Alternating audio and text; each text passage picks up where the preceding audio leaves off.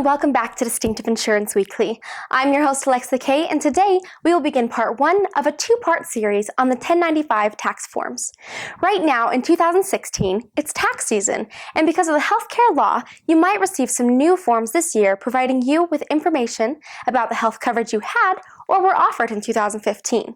The information below is intended to help individuals understand these new forms, including who should expect to receive them and what to do with them.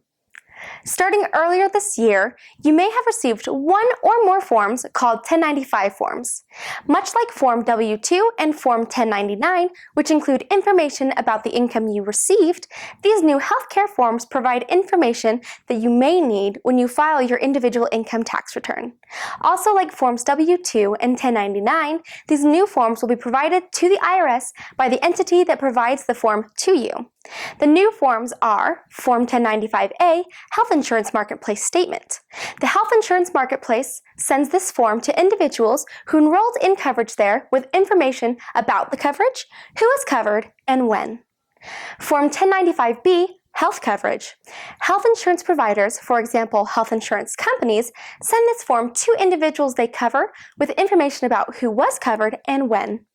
Form 1095C, Employer-Provided Health Insurance Offer and Coverage. Certain employers send this form to certain employees with information about what coverage the employer offered. Employers that offer health coverage referred to as self-insured coverage send this form to individuals they cover with information about who was covered and when. The deadline for the marketplace to provide Form 1095A is February 1st, 2016. The deadline for insurers, other coverage providers, and certain employers to provide Forms 1095B and 1095C has been extended to March 31st, 2016. Individual taxpayers will generally not be affected by this extension and should file their return as they normally would. If you are expecting to receive Form 1095A, you should wait to file your 2015 income tax return until you receive that form.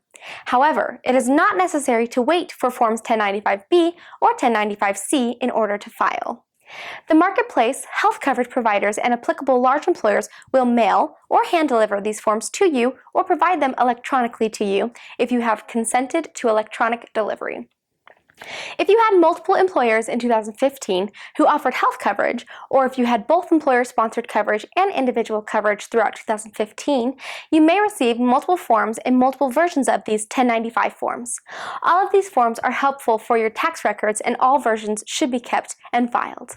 Well, that's all we have this week, but thank you so much for sticking with us, and we hope you tune in next week for part 2 of coverage on 1095 forms. If you liked our video, don't forget to hit subscribe to our YouTube channel. You can also find us on Facebook, Instagram, or Twitter. If you need a quote for any of your insurance needs, please visit our website at www.distinctive.net. See you next time!